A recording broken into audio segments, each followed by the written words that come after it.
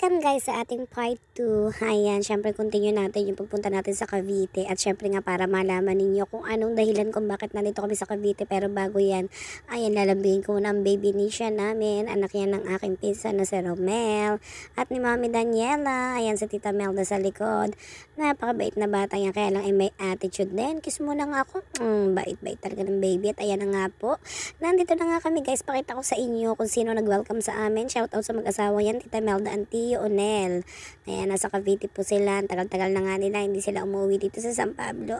Miss na namin sila. At ayan na nga nagulat si Nisha nung nakita niya kami. Pinati ko nga agad siya at si Mami Daniela. So ayan guys, mga haggardness na kami yan. Promise. At syempre, forward na natin guys. At ito na nga, nag-aayos na ako dahil nga dumating kami dito is parang 2 o'clock na. Syempre, kailangan namin mag-prepare guys. 3 o'clock dahil 4 o'clock kailangan nandun kami sa pupuntahan namin guys na kasal. Tama po, ikakasal ang aking si Princess. Ayan, isa lang siya guys na naging followers ko hanggang sa, alam mo yun, nung una nga, dinededma ko pa lang yan kasi masyadong maingay at madaldal. Pero ayan nga, hanggang sa naging friend ko na nga siya. Naging friend na namin siya ni Inay at ito nga, nag-decide ako na pumunta dito sa Cavite para maging saksi sa kanilang pagmamahalan nito. At ayan, flex ko lang sa inyo guys, ang aming OOTD for today's video. Syempre naman guys, kailangan naka-formal. Buti na lang nakapag-stay kami dito kay tita para kahit paano bihis naman ako ng maayos at hindi naman ako mukhang kawawa. So ayan na nga, sasakay na nga kami dito guys. Dahil nga syempre kailangan pa namin bumiyahe papuntang Dasma. So babalik kami guys ngayon sa Dasma. Actually guys, hindi namin talaga alam yung pupuntahan namin. Pero sabi nga, walang imposible kung gusto mong marating yung pupuntahan mo.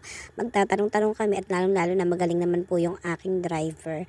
Ayan, salamat sa iyo asawa ko. Sa kahit saan talaga ay lagi mo kong sinasamahan. Yes! Ayan, next naman natin guys is nagkukwentuhan muna kami dalawa at nagmamarites nga kami dalawa.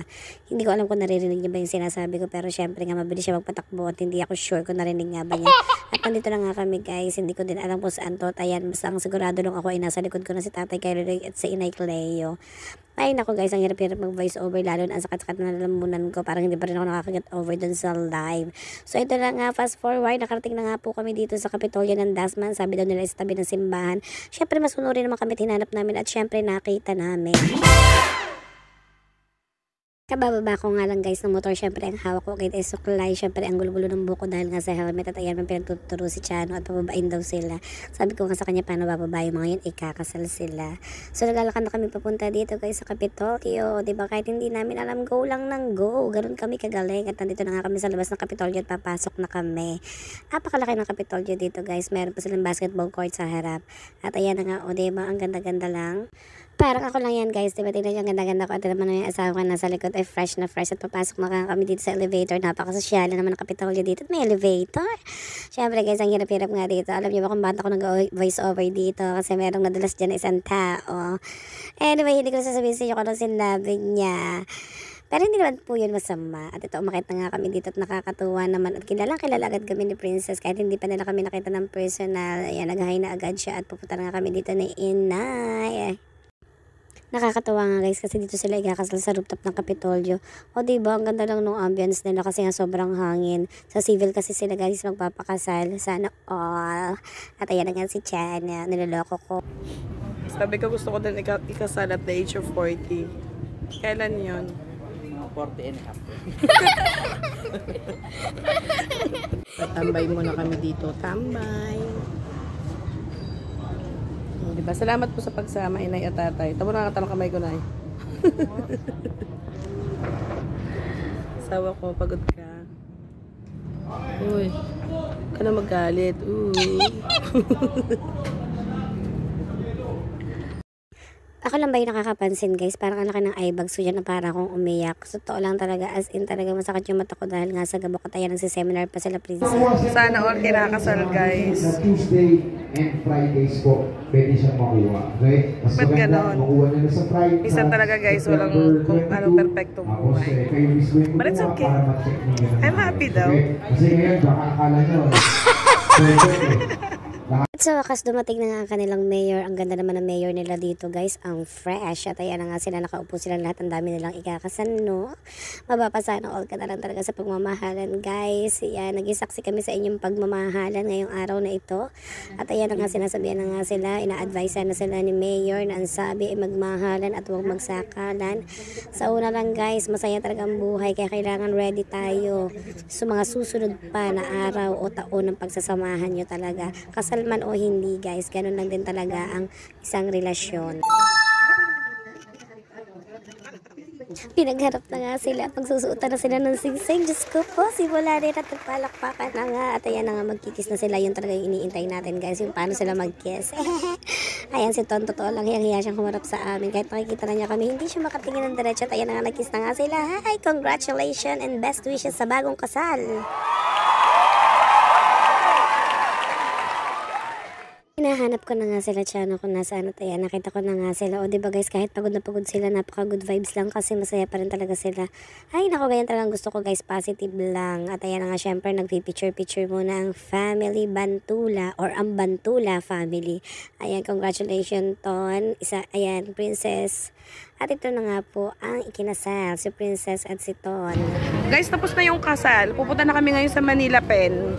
So, doon yung reception nila. Social, di ba? Ginabi na kami, guys. 6 o'clock nang natapos ang kasal. Tatay si. Ano daw, Nay? Ha? So, ginabi na kami. Pupunta kami sa reception. Ba't ang pahat ng camera ko, guys? Fast forward, guys, dahil hindi ko na makuha mag-video kanina dahil hindi ko talaga alam kung saan kami pupunta. Sumunod-sunod lang talaga kami kila princess. At ayan na nga, nakita ko yung pusang yan. Ang ganda-ganda. Napakadaming pagkain at bising-bising naman ito si bride. So ayan na nga, ang ganda ng cake nila. Meron din lechon, o diba, syalan, ang yaman-yaman. Ayun talagang tinayo ko dito, princess, para alam mo, yung lechon, yung makatikim ako ng lechon.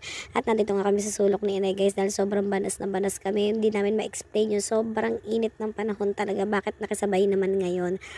Ay, naku, huwag nyo na pakinggan ko na sinasabi ko dyan. Nagpapaawa lang ako sa inyo. At ito na nga, mag-start na kaming kumain. Actually, hindi ko nga natikman yung cupcake. Parang ang sarap lang. Siyempre, inauna ko muna yung lechon, guys. Ayan, hindi naman ako kumain ng madami.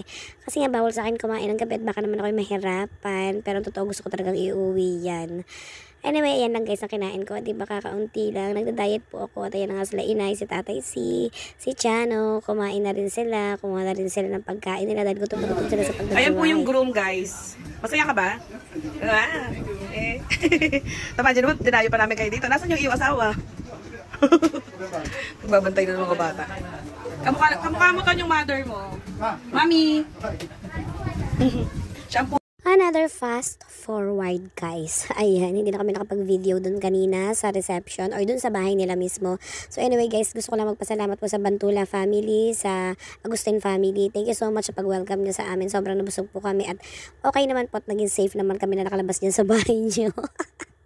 At ayan na nga, syempre ka, dahil medyo na umay-umay ako sa lechon. Ayan, nag-decision muna ako, guys. Syempre pala, decision nga ako, diba? Na magkakape muna kami. Syempre para makapagkwentuhan din naman kami. Alam niyo, ang sarap lang, guys, na yung para napag-uusapan ko ano yung mga nalakad namin or nangyari sa mga pinaglalakad namin. Ganon. Parang ganon-ganon lang. Hi guys, welcome to Team Gala. So ang pangalan na namin ngayong apat ay Team Gala. Hindi, yung dalawa Team Gala. Kaming dalawa ay Team Galas. Team Galas. Ano na yung isa yan? Regaling. Mag-sky ranch na lang tayo. Pwede naman.